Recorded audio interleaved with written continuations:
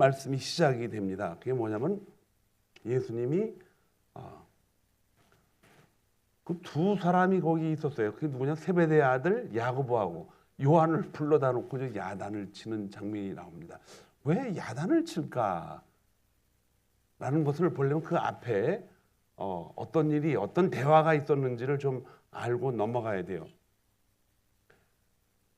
예수님이 돌아가실 것이다 그리고 부활할 것이다 라는 것을 이야기를 제자들을 모아놓고 이 얘기를 했어요. 그런데 그 말이 무슨 말인지도 모르고 귀에도 안 들어오고 그러니까는 사람이 누가 무슨 말을 할 때에는요 그 말에 관심이 있어야 말이 싹 들어와요. 여러분들도 그렇죠. 제가 이제 최근에 어떤 분이 아파트를 사려고 거기에 갔는데 이분의 그 장점은 이 아파트 그런 아파트를 찾나 봐요. 안방에 거실에 안방에서 바깥으로 보이는 창문이 전부 뚫린 아파트를 찾고 있었대요. 이게 쉽지가 않죠. 그런데 그 아파트에는 다른 장점이 상당히 많아요. 근데 그 말은 하나도 안 들리고 안방 소리가 나와서 그 안방의 벽이 다 창문으로 뚫렸나라는 것을 그 말만 듣는 거예요. 그 말이 안 나오니까는 뭐야? 그러고서 부인을 데리고 나가버렸어요. 그랬더니 사람들이 깜짝 놀라 이렇게 좋은 아파트가 저분이 살만할 텐데 왜 안 사나? 그러고서 그 설명하던 사람이 나가서 잡아서요. 왜 뭐가 마음에 안 드세요? 그랬더니 내가 원하는 게 없다 이거예요. 그게 뭐냐고. 안방에 대한 그 이해 설명이 보니까 벽이 하나도 안 뚫린 것 같으네요. 뚫렸어요. 가서 보세요. 근데 설명을 안 한 거예요. 진짜 거기 보니까는 안방에 벽이 다 창문으로 이제 밖을 바라볼 수 있도록 이렇게 해놓은 거예요. 그래서 이 이야기를 듣고 깨달은 것이 사람은 순간순간 자기의 목적을 위해서 들어오는 인포메이션을 받는다는 거죠. 이 성경에도 똑같아요. 예수님이 죽으시고 부활하신다는 얘기를 계속 해오는데 제자들은 그 얘기가 뭔지도 몰랐고 관심도 없고 또 들어도 들리지가 않는 거예요. 근데 그들에게 오직 듣고 싶은 말은 뭐냐? 예수님의 입에서 예수님이 나라를 잡고 정권을 잡으면 뭘 할 것입니까? 그러니까 그 얘기만 했다 그 얘기가 안 들리니까 예수님이 딱 불러다 놓고 내가 너에게 뭘 해주길 원하느냐 그랬더니 대박 하는 얘기가 우리 둘을 양쪽에 큰 권력을 잡고 예수님을 도울 수 있는 그 자리를 자기한테 알려달라고. 그게 무슨 자리냐? 이 옆에 있던 10명의 다른 제자들이 머리에서 뿔딱지가 나가지고 막 야단을 치면서 이제 그 광경이 성경에 이제 기록이 된 거예요. 자, 그런데 예수님이 이 땅에 왜 오셨는지를 이해를 하면은 제자들이 그렇게 혼란 속에 빠지질 않죠. 근데 오늘 말씀에 보면은 예수님이 왜 오셨냐 하면은 자기의 목숨을 이 땅 위에 뭐 하기 위해서? 내어 주기 위해서 오셨다.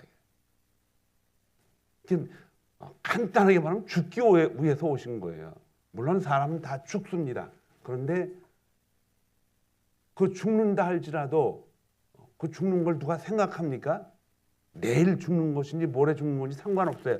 그냥 지금 요 순간이 우리가 앞으로 계속되는 시간이다라고 생각을 하고 거기에 그냥 모든 온 마음과 온 정신이 거기다 집중이 돼 있죠.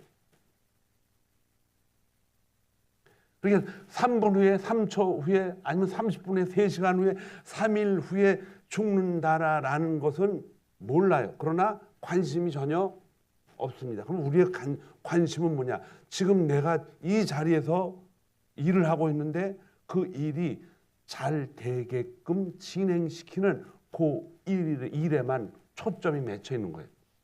그 12제자도 예수님을 왜 따라다녀요?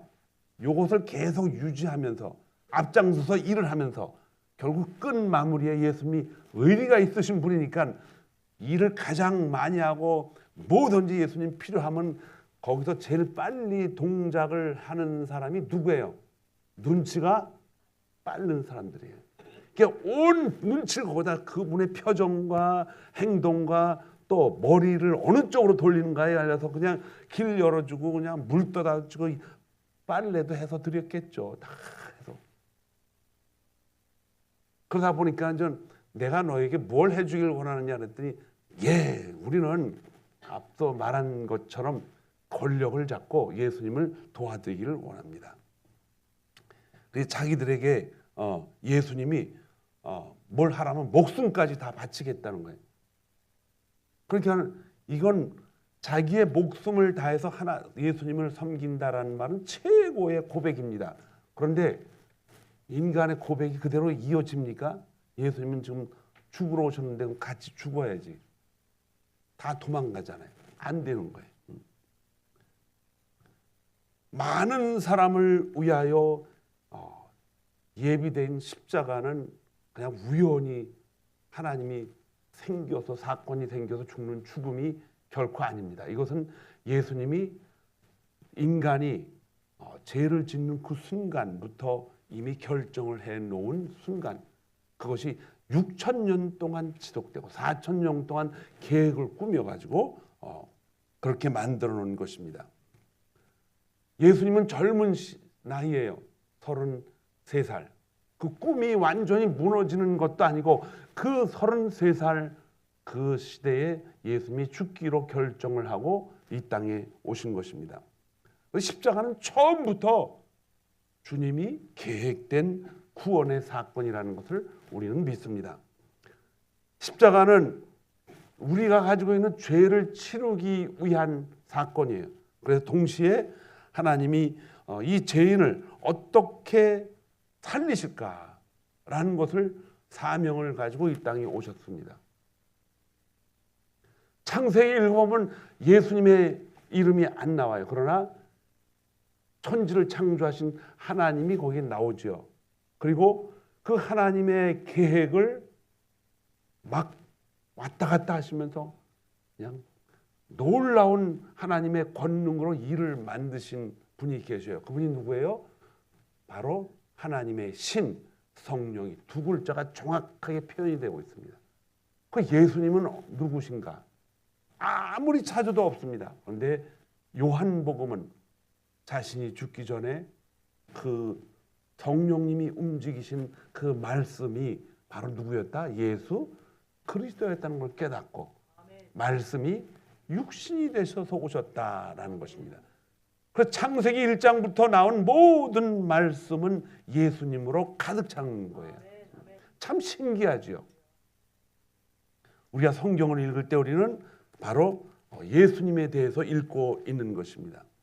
그런데 이 말씀을 계속 읽다 보면 가장 심각한 문제가 뭐냐?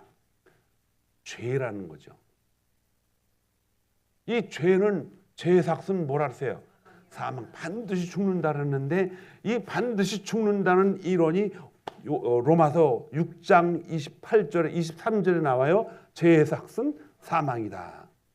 근데 이 사망이라는 글씨가 예수님이 그렇게 하신 말씀이에요. 그런데 이것이 사실은 이때 하신 말씀이 아니라 사도 바울이 창세기에 있는 말씀을 끄집어낸 거예요. 선악을 알게 하는 나무의 열매는 너희가 임의로 먹되 하시면서 창세기 2장 16절 17절에 그렇게 기록을 해놨어요. 동산 중앙에 있는 모든 과일의 열매는 너희가 임의로 먹되 선악을 알게 하는 나무의 열매는 먹지 말라. 먹으면 반드시 죽는다. 그 죽는다는 것이 뭐예요? 바로 사람으로 창조된 아담과 하와가 어떻게 되는 거예요? 죽는다는 게 뭐예요? 먹지도 못하고 그냥 쓰러져 죽는 거 아니에요? 그런데 성경은 바로 죽지를 않습니다. 에덴 동산 바깥으로 내보내가지고 거기서 살게 하죠. 죽는다는데 하나님이 죽지 않게 하시네. 그러면 이 죽는다는 것은 무엇을 의미하는가? 하나님과의 관계가 끊어진다는 뜻이에요. 하나님과의 관계가 끊어지니까 육신도 어떻게 돼요? 그 생명이 닿는 날까지 서서히 있다가 어떻게 됩니까? 죽어가는 것입니다. 하나님과의 관계는 바로 생명의 관계라는 것입니다. 하나님과의 관계에서 생명의 관계가 끊어지니까는 그 안에 있던 생명이 하나님 쪽으로 가서 그 에덴 동산을 떠날 때 어떻게 됐습니까? 다시 생명나무로 돌아오지 않기 위해 만들기 위해서 하나님은 그 검을 지킵니다. 화염이라는 불로 지키게 하셔요. 생명의 근원이신 하나님으로부터 인간이 떠난 것이니까 생명이 바로 하나님이기 때문에 그 생명의 공급자이신 하나님과 관계가 멀어지니까는 결과는 어떻게 됩니까? 두려움이 생기고. 왜 두려움이 생겨요? 죽음에 대한 두려움이 이제 생기는 것이죠. 생명이 있으면 죽음에 대한 두려움이 있을 수가 없습니다. 이 죽음에 대한 것이 자꾸 생기니까는 이 생기는 두려움을 누가 가지고 자꾸 낚시질하느냐? 사탄 마귀가 자꾸 부채질하는 거예요. 사람은 이 죽음이라는 것을 이 죽음 자체가 두려움을 만드니까는 이걸 없애버리기 위해서 어떻게 합니까? 사탄 마귀 어둠의 세력이 가르쳐줘요. 그게 뭐예요? 많이 저축하라. 건강을 최대한대로 유지하라. 권력을 잡을 수 있는 데까지 끝까지 잡아서 올라가라. 인기를 얻을 수 있으면 끝까지 가서 점령을 하고 얻어라. 그리고 힘을 키워라. 여기다 다 집중을 시켜놓는 거예요. 이 죄의 결과가 에덴에서 쫓겨난 이후로 방향이 이렇게 진행되다 보니까는 로마서 5장 10절에 하나님이 아주 강한 표현을 우리에게 주십니다. 우리가 원수 되었을 때 그의 아들의 죽으심으로 말미암아 하나님과 화목하게 되었다. 거기에 원수라는 말을 표현합니다. 왜 우리가 원수예요? 원수가 돼버렸어요. 왜? 우리 안에 뭐가 있기 때문에? 죄가 있기 때문에 원수가 된 거예요. 사람에게 죄가 있다면 하나님 앞에 왜 원수가 되는가? 하나님은 거룩하신 분이기 때문에 거룩한 하나님의 형상을 따라 인간을 거룩하게 만들었는데 인간을 누가 지금 조종하고 있다? 하나님과 원수가 된 어둠의 세력 사탄 마귀가 인간을 조종하고 있으니까는 그 수하에 있는 인간이 하나님과 뭐가 됐다? 원수가 될 수밖에 없다는 것입니다. 그런데 우리가 그 원수가 되었을 때 그의 아들의 죽으심으로 말미암아 하나님과 뭐가 되겠다? 화목하게 됐다라는 것은 이 화목이라는 자리가 뭐냐? 에덴 동산으로 갈 수밖에 없는 우리들에게 다시 뭐했다? 원위치 시켜놨다는 거예요. 관계가 뭐 됐다? 회복됐다는 거예요. 누구를 통해서? 예수 그리스도를 통해서. 여기에서부터 이제 우리가 복음이라는 그 언어를 생각할 때 출발부터 시작이 되는 거예요. 복음이 뭐냐? 바로 하나님 앞으로 관계가 회복되는 게 이제 복음이다. 이런 뜻입니다. 하나님을 피해서 결국 에덴에서 쫓겨났지만은 육신적인 죽음도 인간에게 서서히 다가옵니다. 바로 죽지 않았잖아요. 뭐가 바로 죽었어요? 하나님과의 관계가 바로 끊어집니다. 끊어지는데 그냥 끊어지지 않고 하나님이 확인시켜줘서 끊어줘요. 그리고 확인될 때 하나님이 중요한 약속을 하고 밖으로 내보냅니다. 창세기 3장에 보면 기가 막힙니다. 하나님이 이제 여자의 후손이 너의 머리를 치리라. 그 너라는 것은 누구의 머리예요? 사탄 마귀의 머리라는 것입니다. 사탄 마귀가 이 죽음이라는 가지고 흔들고 있을 때 그 머리를 쳐가지고 힘없게 만들겠다는 것입니다.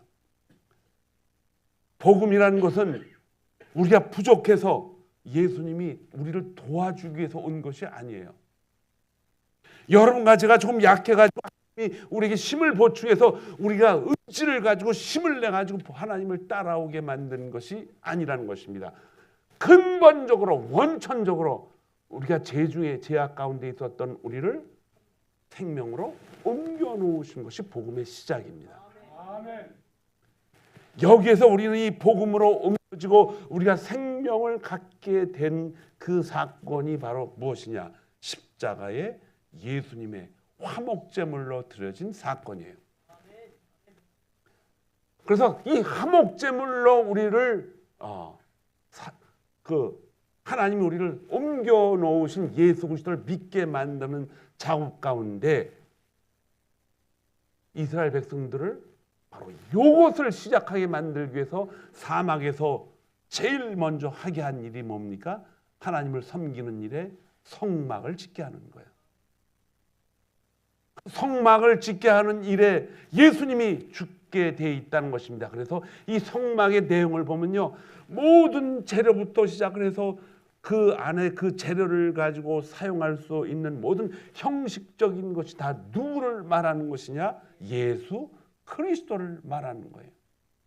동물을 끌고 와서 거기다 죄를 덮어 씌우고 자르고 피를 흘려서 제사장한테 넘겨주고 뿌리고, 뿌리는 그 그릇까지도 다 예수 그리스도를, 이렇게 성막 자체 전체가 뭐다? 예수 그리스도라는 뜻이에요.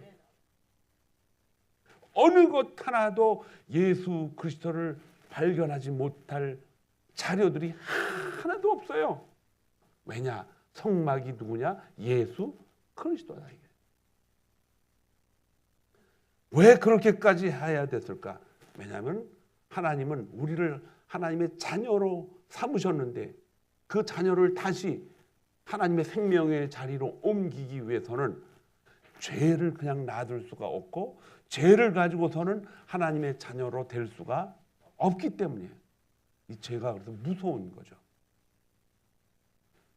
그러나 저와 여러분은 이 죄에 대해서 너무 쉽게 생각을 하고 살아왔기 때문에 내 목적과 내 꿈과 내 비전을 위해서는 어떻게 해요? 죄는 아무것도 아니에요. 그래서 심지어는 그 이슬람교는요, 신을 위해서 거짓말을 하는 거는 괜찮대요. 깜짝 놀랐어요. 신을 위해서 거짓말하는 건 괜찮다. 그러니까 이슬람교는요, 거짓말로 다 가득 찬 집단이에요. 그러나 하나님은 다 잊어버리고 괜찮다, 그것이 아니라 우리를 정말 깨끗한 하나님의 자녀로 입히기 위해서 세마포를 준비해 가지고 우리를 예수님의 신부로 맞이할 준비를 다 갖춰놓고 여러분과 저를 부르시고 계신 것입니다. 그렇기 때문에 우리가 이 죄에 대해서 그냥 넘기고 살아갈 수가 없어요. 물론 우리는 그동안 우리 안에 붙어있는 양심이나 이런 것들이 굳은살이 돼가지고 이게 죄인지 아닌지 모르고 살잖아요. 그렇죠? 좀 듣기 거북한 말로 이게 밥인지 된장인지 그 다음 말은 여러분이 생각하세요. 하나님은 사랑이십니다. 그래서 그것도 다 덮어주시고 다 오시죠. 그런데 그 사랑이 죄를 덮어주지는 않습니다. 그래서 하나님이 죄를 없애버리기 위해서 사랑이신 하나님, 그 사랑이 뭐가 됐느냐? 십자가 사건이 돼버린 거예요. 그 사랑이라는 하나님의 정체성이, 하나님 사랑이 없으면 그렇게 안 하셔요. 그런데 하나님은 사랑이시기 때문에 하나님이 그 사랑을 가지고 사람을 만드셨는데 그 사랑 때문에 하나님 자신이 죽음으로 가게 될 수밖에 없는 사건이 생깁니다. 그것이 뭐냐? 십자가의 죽음이에요.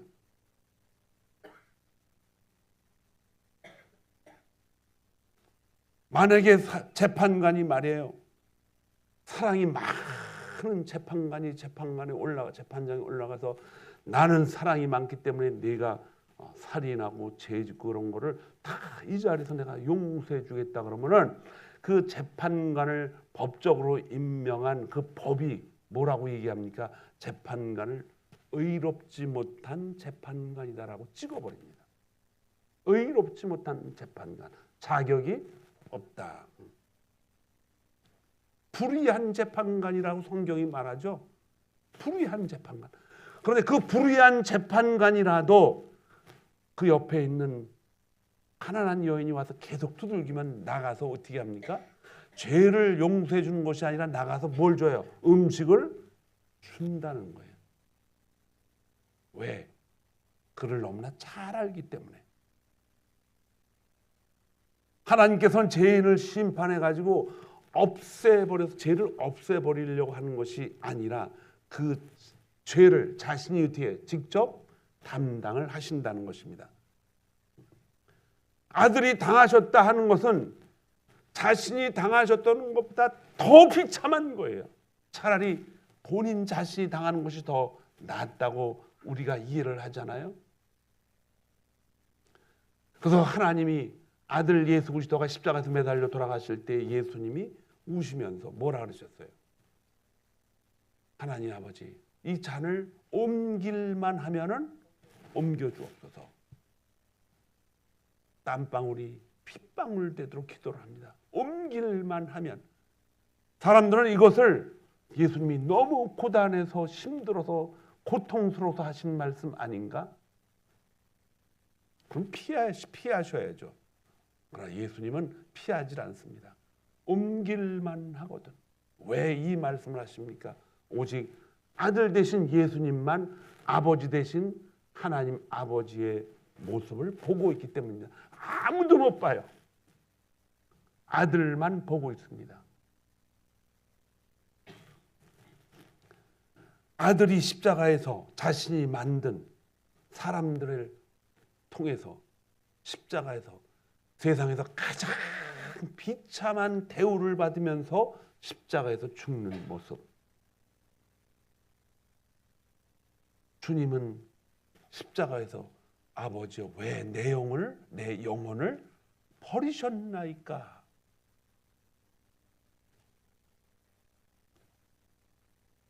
우리는 십자가에 대해서 두 가지를 가지고 살아야 됩니다.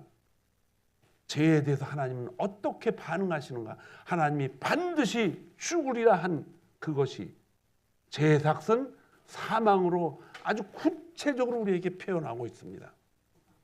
그 죄를 하나님이 반드시 대가를 치러야 되는데 사람이 할 수가 없습니다.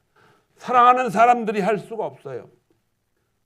그래서 하나님의 결정은 성부와 성령과 하나님의 생각을 반드시 그때그때마다 말씀으로 표현하시는 예수 그리스도. 예수님이 없으시면 하나님도 아버지도 없습니다. 왜? 표현을 못하시기 때문에. 그래서 그 예수 그리스도이신 말씀을 가지고 자신 하나님 아버지가 십자가에 매달리는 것보다 더 힘든 과정으로 그분을 하나님의 뭘로 표현해요? 독생자라고 표현하는 거예요. 우리가 깨달을 수 있는 인간 관계에서 가장 힘든 부분입니다. 여러분과 저는 만약에 독생자 아들이 있어서 그가 억울하게 죽는다면 부모님들은 어떻게 합니까? 차라리 나를 죽이십시오. 왜냐하면 가문이 끊어지는 거잖아요. 독생자가 죽으면. 그런데 그분이 우리를 위해서 죽으시면서 뭐라 그랬습니까? 요즘 출애굽기를 공부하면서 여러분들이 그걸 느꼈을 거예요. 바로의 끈질긴 반항에도 불구하고 바로의 가족들은 그냥 남겨둡니다. 애굽의 가족들을 다 없애버리지 않아요. 대신 애굽의 모든 백성들도 하나님이 누구인가를 보게 하십니다. 예수 믿지 않는 사람들도 이 땅에서 하나님이 모든 자연을 그냥 규칙대로 돌아가게 만든 것이지만은 거기에 하나님 매일매일 그걸 통제하고 매일매일 끌어가시지 않으면 이 땅은 암흑세계로 변한다는 것을 알게 하십니다. 보세요, 여러분. 지구가 온난화가 생기니까는 어떻게 됩니까? 고기들이 먼저 살던 지역에서 살아남기 위해서 움직여가요. 고기들에게는 하나님이 만들어 놓으신 법이 있습니다. 온도도 지구 기후도 하나님이 만들어 놓으신 법이 있는데 사람들의 이 자기 이익만을 위해서 살아가고 돈밖에 모르는 사업가들 때문에 어떻게든지 자연은 파괴되어도 돈을 벌어야 되니까는 마구잡이로 지구가 환경이 깨어지고 있는 거예요.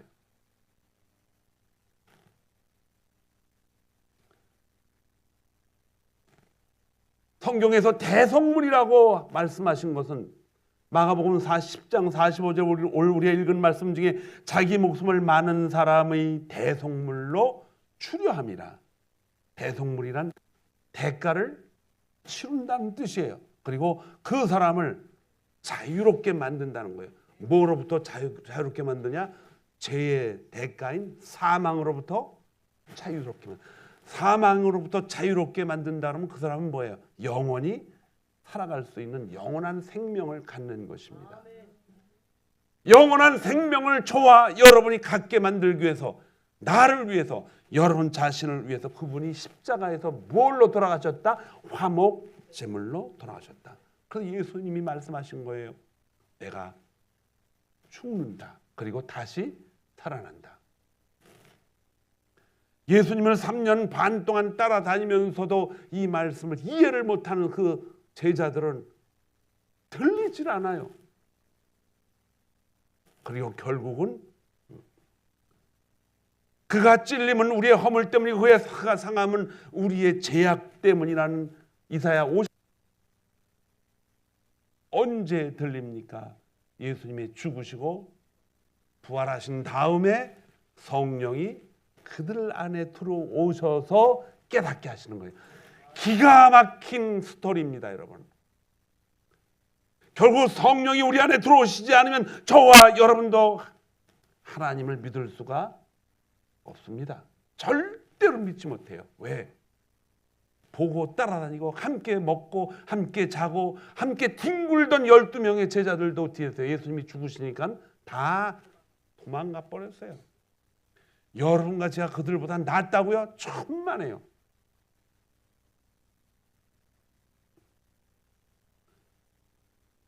오늘 우리가 읽은 말씀 가운데 6절은 더 심각하게 말씀하십니다. 이사야 53장 6절에 우리가 자주 읽은 말씀이 여호와께서는 우리 모두의 죄악을 어떻게 했다? 그에게 담당시켰다. 그게 뒤집어 씌운 거예요. 이스라엘 백성들이 양과 염소와 소와 이런 것들을 죽여서 하나님의 제단에 바칠 때 하나님은 그것을 보고 어떤 생각을 하셨을까? 장차 오실 아들 독생자 예수 그리스도가 저렇게 죽을 것이다 라고 생각한다면 하나님의 마음이 결코 제사를 드릴 때마다 마음이 편하지는 않으셨을 거예요. 그래도 그분은 그걸 하셨습니다. 지난 6,000년 동안 하나님이 인간을 위해 베푸신 모든 은혜와 모든 하나님이 우리에게 주신 혜택은 하나님이 그 혜택을 주기 위해서 하나님은 독생자 예수 그리스도의 죽음이 담보로 잡혀 있었던 것입니다. 죄는 우리의 것인데 형벌은 하나님이 받으셨습니다. 우리가 죽어야 되는데 독생자가 대신 죽으셨습니다.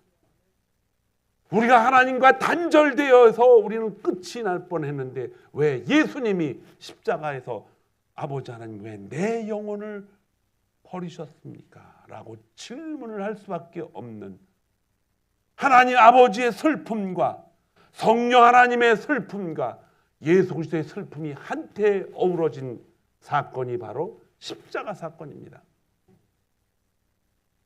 그래서 교회마다 십자가를 달아놓고 있지만 십자가는 예수 그리스도를 통해서 우리가 하나님의 사랑을 표현하는 것이지만 그 십자가 안에는 또 하나의 중요한 질문이 있습니다. 그것은 하나님이 거룩하니 너희도 거룩하라. 그 거룩함을 위해서 예수님이 십자가에서 죽고 부활하신 것입니다. 예수님은 자신의 피를 제사함을 위한 피라고 말씀하십니다. 최후의 만찬에서 마태복음 26장 28절에도 이렇게 말씀하십니다. 이것은 제사함을 얻기 위하여 많은 사람을 위하여 흘리는 바 나의 피. 그냥 피가 아니라 언약의 피다. 언약의 피다. 이미 언약해 놓은 그 피다 이런 뜻입니다. 바로에게 내 백성을 광야로 보내라. 거기서 그들이 나를 섬기리라. 어떻게 섬깁니까? 언약의 피 때문에. 그 피를 바로 동물의 피를 잡아가지고 드릴 수밖에 없는데, 그 동물의 피가 무슨 피다? 언약의 피. 동물이 피를 볼 때마다 담보로 언약을 해놓은 예수 그리스도 독생자 하나님 예수 그리스도의 죽음을 예배해 놓은 것이라면, 실제로 예수님이 십자가에 못 박혀 죽는 그 순간보다도 담보로 이스라엘 백성들을 예수 그리스도를 오시기 위한 발자취를 만들기 위한 그 시간마다 하나님은 얼마나 고통스러웠을까.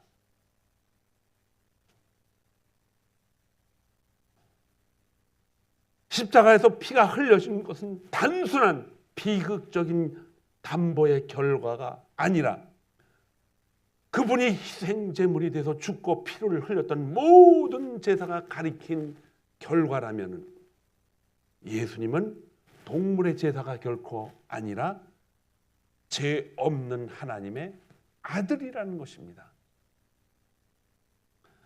한 번의 희생제물로 모든 것이 다 끝이 났어요. 죄 없는 하나님의 아들이 한 번의 희생으로 저와 여러분을 위치를 바꾸는 거예요. 그 위치가 뭐냐? 사망에서 하나님 앞으로 돌아오게 만든 것입니다. 그래서 복음이라는 것은 열심히 해서 내 죄값을 대신 갚으라는 그런 뜻이 아니라, 그리스도께서 너의 죄값을 치렀으니 그분이 믿어져야 된다는 것입니다. 그분이 믿어져야 된다는 거예요. 그렇기 때문에 믿어지지 않는 사람은 어떻게 합니까? 지난 4,000년, 5,000년, 특별히 야곱 같은 사람은 몇 살까지 설득을 했어요? 130살까지 설득을 했어요. 우리 교회 130살 잡수신 노인 어른이 아직 없습니다. 왜냐? 우리는 130살 전에 이미 설득을 받아가지고 예수 그리스도가 믿어져가지고 예배에 참석하는 성령 하나님의 자녀들인 줄 믿습니다. 그래서 화목제물의 목적은 우리를 다시 하나님께로 데려가는 거예요. 위치를 바꿔가지고. 그럼 예수님께서 죄를 용서하신 최종적인 목적은 뭐냐? 베드로전서 3장 18절에 이렇게 기록이 되어 있습니다. 그리스도께서 단번에 죄를 위하여 죽으사 의인으로서 불의한 자를 대신하였으니 이는 우리를 하나님 앞으로 뭐 하려고? 인도하시려고. 하나님 앞으로 우리를 인도하시려고. 우리를 하나님 앞으로 인도하려 한다. 이것이 바로 화목이라는 것이죠. 화목. 여러분, 오늘 내일 모레 파티가 계속 준비되어 있는 성도들도 있을 거예요. 파티가 뭐예요? 여러 사람 불러다 놓고 하는 게 파티가 아니에요. 혼자 먹는 것도 파티예요. 왜? 먹으면서 내 마음에 뭘 느끼면, 즐거움을 느끼면 파티죠. 근데 그 즐거움이 오래 갑니까? 지나가면은 끝이고 그냥 다음 또 계속 와서 어느 날 파티가 끝난 날 뭐가 나옵니까? 하나님이 그 앞에 딱 서 계셔서 너 지금 뭐해다 왔냐? 제가 예언을 하는데요, 반드시 그날 옵니다. 반드시 와요. 그런데 빨리 올 수도 있고 늦게 올 수도 있고, 그러나 130년 전에 반드시 오게 돼 있어요. 반드시 와요. 여러분들이 그런 재밌는 이야기를 들었을 거예요. 또 요 얘기만 가지고 집에 가면 큰일 나요. 오늘은 십자가의 희생제물이 무슨 의미인가를 가지고 프랑스의 어떤 할머니가 90 몇 살에 계속 살고 있는데 몸이 건강하다. 그 옆집에 20살 먹은 한 세대 다음 세대 아주머니가 보니까 너무 허약하게 사시는 거예요. 그래가지고 그분한테 찾아가서 내가 당신 돌아가실 때까지 내 받는 돈이 있나 봐요. 나라에서 나오는 거에 반을 들어 생활비로 드리고 청소 이런 거 다 해드릴 테니까 돌아가시면 이 집을 나한테 달라고. 어이구 그렇게 하죠. 죽으면 그만인데 뭐. 그래서 계속 도와줘서 1년, 2년, 100살이 넘었어요. 저분이 돌아갈 때가 됐는데 또 10년, 115살이 된 게 이분은 100살이 넘어가니까 돌아가셨어. 그분이 돌아가신 다음에 20년을 더 살다 돌아가셨대. 그런 거 기대하고 살면 얼마나 어리석습니까, 여러분? 근데 그것만 가지고 갖다 어제 설교 시간에 뭐 들어서 중요한 거야. 어떤 여인이 그렇게 해가지고 130살 넘게 살다가 돌아가셨는데 그런 거 도와주고 그러지 마. 그런 거 계약도 하지 마. 내가 먼저 죽을 수도 있으니까 쓸 거 다 죽고 죽으래. 그 얘기가 아니고 여러분과 저는 우리가 볼 수 있는 분은 육신의 어머니, 아버지요 이웃 사람들이지만은 믿음으로 볼 수 있는 분은 여러분과 제가 항상 기도할 때 부르는 아바, 아버지입니다. 그분을 볼 수가 있어야 돼요. 구원의 궁극적인 목적은 뭐냐? 이 땅에 살아가면서 환경적인 복을 받는 것이 아니라, 문제가 해결되는 것도 아니라, 천국에 가는 것만도 아니라 하나님을 다시 얻는 거예요. 그분을 우리가 잃어버렸던 생명을 다시 얻게 되면 어떻게 됩니까? 하나님이 우리를 어떻게 지금 순간순간 통치해 가는가를 잘 보게 됩니다, 여러분. 잘 보게 돼요. 그것이 예수님이 우리에게 말씀하신 너희가 내 안에 있고 내가 너희 안에 있으면 무엇이든지 원하는 대로 구하라고 말씀하신 핵심입니다, 여러분. 그래서 복음은 단순히 인간을 행복하게 만드는 것이 아니라 인간을 하나님 앞으로 다시 주소지를 옮겨놓는 것이 바로 복음의 핵심이라는 것입니다. 우리가 아직 죄인이었을 때 우리를 위하여 하나님이 자기 사랑을 뭐했다? 확실하게 다 보여줬다. 요한일서 4장 10절에는 어떤 말씀이 있습니까? 여러분 이건 다 찾아서 같이 읽어보셔야 돼요. 한번 성경을 보시기 바랍니다. 요한일서 4장 10절.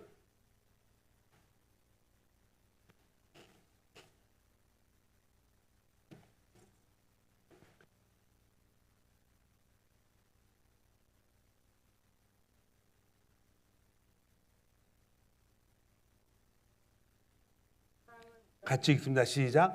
사랑은 여기 있으니 우리가 하나님을 사랑한 것이 아니요 하나님이 우리를 사랑하사 우리 죄를 속하기 위하여 화목제물로 그 아들을 보내셨습니다. 이 순서가 있어요. 순서가. 하나님이 먼저 우리를 사랑했다는 것이죠. 여러분과 제가 하나님을 먼저 사랑한 것이 아니라 하나님이 먼저 우리를 사랑하고, 이것이 복음의 출발입니다. 그 다음에 우리가 하나님을 찾아가는 것이 아니라 하나님이 우리를 먼저 찾아오셨다는 거예요. 구원의 방법을 우리가 만든 것이 아니에요. 하나님이 만들어서 우리에게 찾아오신 것이랍니다. 우리의 죄의 값을 치른 것이 아니라 하나님이 자기 아들을 보내서 그 값을 치렀습니다. 그래서 십자가라는 것은 저와 여러분을 하나님이 사망에서 생명으로 옮겨놓기 위한 마지막 설득 작업입니다. 마지막 설득 작업.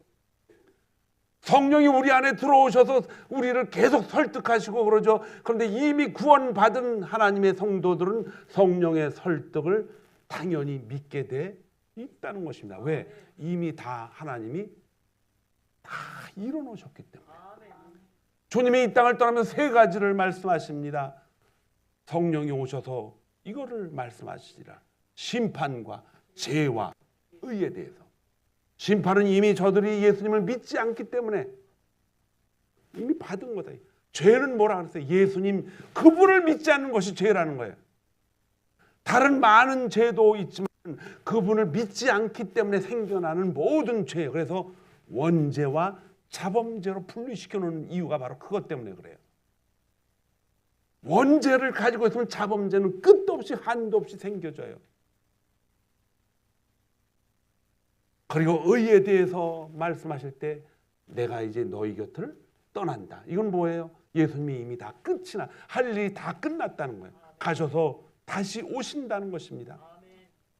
십자가 사건은 하나님의 사랑의 설득의 완성 부분입니다. 그래서 성령님이 우리 안에 찾아오셔서 항상 놓치지 않고 기본적으로 말씀하시는 게 뭐냐? 십자가 사건입니다. 복음은 바로 십자가 사건에서 성령이 그 일을 가지고 우리를 계속 하나님 나라로 끌고 가는 사건의 연속인 줄 믿습니다. 때때로 우리는 하나님의 사랑을 의심할 수도 있고, 기도했는데 응답이 늦을 수도 있고, 몸이 아프고 사업이 어렵고 자녀들 때문에 미래가 안 보이는 아픔이 있습니다. 그러나 그 환경을 보고 하나님의 사랑을 우리가 판단해서는 결코 안 됩니다. 변하지 않는 십자가 사건입니다, 여러분. 십자가를 보고 하나님의 사랑을 판단해야 되는 것이 성도의 정체입니다. 일하다가 일거리가 없으면 하나님이 안 계신가? 회사가 망하면 하나님이 안 계신가? 그러한 모든 환경이 아니라 하나님은 자기 아들 독생자를 저와 여러분의 주소를 사망에서 생명의 주소로 옮겨놓기 위한 하나님의 작업이 이루어졌기 때문에 여러분과 저의 삶은 흔들릴 수가 없습니다. 뭐에서 흔들리지 말아야 되느냐? 하나님의 사랑에서. 이것보다 더 큰 증거는 없습니다. 예수님의 죽음은 스스로 왕의 통치를 내려놓는 통치의 방법입니다. 요한복음 10장 11절에는 나는 선한 목자라, 선한 목자는 양들을 위하여 목숨을 스스로 버린다 그랬어요. 그리고 17절에는 내가 내 목숨을 버리는 것은 그것을 내가 다시 얻기 위함이니 이를 내게서 빼앗는 자가 있는 것이 아니라 내가 스스로 버린다고 그렇게 말씀하셨어요. 예수님이 십자가에서 힘이 없어서 버리신 것이 아니죠. 스스로 버렸다. 세상의 통치는 자기의 힘을 가지고 다른 사람을 죽이고 뺐습니다. 그러나 하나님의 통치는 전혀 다릅니다. 자기 목숨을 먼저 우리를 위해서 주고, 그리고 우리를 하나님의 사랑 안에서 보호하시려고 우리를 믿게 만드신 하나님의 사건이 바로 십자가 사건이라는 것입니다. 그래서 십자가는 사랑의 상징이며 동시에 하나님의 능력을 말합니다. 세상 사람 십자가를 볼 때는요, 힘없는 사람, 아무것도 가진 것이 없는 사람들이 모여서 하는 그런 공동체로 이해를 하기가 쉬워요. 그러나 거기에 들어있는 사람들은 누굽니까? 하나님의 창조를 믿고 어마무시한 그 하나님이 전지전능하신 분을 믿기 때문에 그분의 백성임을 깨닫고 하나님의 통치를 믿고 살아가는 하나님의 백성들입니다. 그것을 바로 부활이라는 그 사건으로 증명을 했습니다. 부활은 죽음이라고 하는 육신의 그 마지막 순간들을 완전히 깨트려버리고 우리 안에 하나님이 코를 통해서 불어넣으신 하나님의 영이 우리 안에 있다라고 하는 증거를 우리에게 보여준 사건입니다. 예수님의 이야기는 무덤에서 끝나지 않습니다. 로마서 4장 25절에 보면 예수는 우리가 범죄한 것 때문에 내어줌이 되고 또한 우리를 의롭다 하기 위해서 뭐했다? 살아나셨다 그랬어요. 십자가와 부활은 분리될 수가 없어요. 그래서 우리는 십자가를 보면서, 십자가가 이 앞에 있지만 이 십자가를 보면서 그분의 죽음과 그분의 부활을 함께 보는 거예요. 그리고 그 안에 죽음과 부활을 통해서 그 백그라운드에 뭐가 있습니까? 하나님의 사랑과 죄를 혐오하시는 하나님의 거룩하신 의가 그 안에 있다는 것입니다. 십자가에서 죄를 다 갚으셨습니다. 부활의 권세로 죽음의 능력을 이기셨습니다. 주님이 말씀하시죠. 내가 곧 부활이요 생명이니 나를 믿는 자는 죽어도 살겠고 죄가 가져온 가장 큰 결과가 죽음이기 때문에 부활은 그 죽음마저 하나님이 뭐한다? 통치한다는 거예요. 죽음마저도 하나님이 통치한다는 거예요.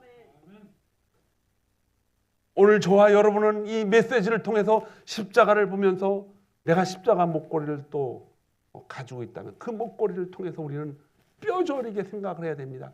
그 십자가에는 뭐가 있습니까? 죽음과 부활. 그리고 그 뒤편에는 뭐가 있습니까? 하나님의 사랑과 죄를 혐오하는 하나님의 의가 들어 있습니다. 그분은 전지전능하십니다. 하나님이 우리를 보호하시고 살리시기 위한 통치의 아주 결정적이고 절정을 클라이막스가 바로 뭐다? 십자가 사건입니다. 바로 희생제물로 돌아가신 그분. 여러분과 제가 그 안에서 희생제물을 통해서 사망에서 생명으로 옮겨졌다면, 늘 말씀드리지만 신앙생활은요 그냥 하는 게 아니라 신바람 나면서 해볼만 하잖아요. 왜냐하면 시간이 계속 지나가고 있는데 하나님 앞에 가는 그 기차를 타고 지금 가고 있는 거예요. 그 안에서 살아가고 있는데 우리가 매일 차 바깥에 비가 오면은 마음이 슬프고, 저 바깥에 그냥 동물들이 때려 죽이고 먹고 자고 하는 걸 보면은 마음이 슬피고, 그럴 필요가 없다는 거예요. 그것마저도 하나님이 다 뭐 하신다? 통치하신다는 거예요. 여러분과 제가 타고 있는 구원 열차는 반드시 성령님이 운전하시면서 표도 조사해요. 표도. 표 있냐? 구원표가 있냐? 그리고 또 이 구원표 만들어서 팔아먹으려는 사람이 있어 걱정되네. 그건 사고 팔 수 있는 게 아니라 우리 마음판에 새겨준 표예요. 어떤 여자가 1등 칸에 탔는데 그 1등 칸에 탄 여자를 3등 칸에 탄 남자가 봤어요. 내 친구가 저기 있네. 그걸로 갔어요. 그때 때마침 표 조사하는 사람이 딱 그때 걸렸어요. 다 조사를 했는데 앞좌석에 있는데 이 남자가 난 3등 칸을 차고 있는데, 그랬더니 여자가 뭐라 그래요? 걱정하지 마라.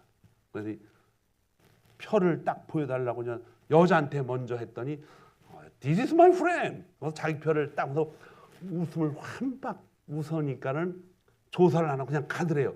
그래서 남자가 어떻게 나한테 표를 보여달라고 얘기를 안 하지? 그랬더니 여자가 하는 날, 여자가 웃는데, 여자가 웃으니까 그냥 넘어갔다는 뜻이에요. 이게 고등학교 3학년 영어책에 나오는 이야기예요. 40년 전에 읽었던 이야기예요. 우리 안에는요, 우리가 예수를 믿고 있다 하면서도 주위에 얼마나 많은 유혹이 많습니까, 여러분? 흔들리지 마세요. 흔들리면은 대낮에도 뭐 벼가요? 곧 잘라가요. 길이 아니면 가지를 말아라. 아무리 나에게 유익이 된다 할지라도 그것이 하나님 주신 신앙의 길이 아니면 가지 않는 것이 하나님이 우리에게 주는 통치의 메시지입니다. 하나님은 우리에게 선포하십니다. 말씀을 줘서 돌아오게 하는 것. 그리고 내가 모든 값을 다 치렀다. 그리고 하나님이 통치 안에 살라는 것이죠. 이 통치 안에 들면 신바람이 나고, 신바람이 나면 어떻게 됩니까? 성령이 우리 안에서 정말 세상에 알지 못한 놀라운 평강을 주십니다. 그 평강을 매일매일 여러분들이 느끼며 살아가는 우리 새벽빛교회 모든 성도들이 다 되기를 주님의 이름으로 축복하겠습니다.